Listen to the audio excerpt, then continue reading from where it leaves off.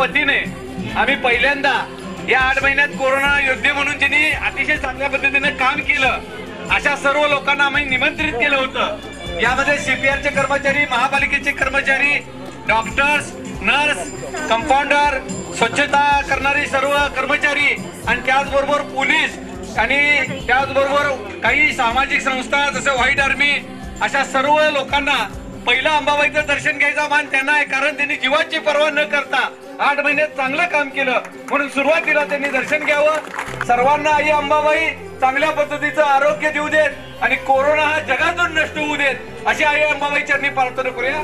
धन्यवाद।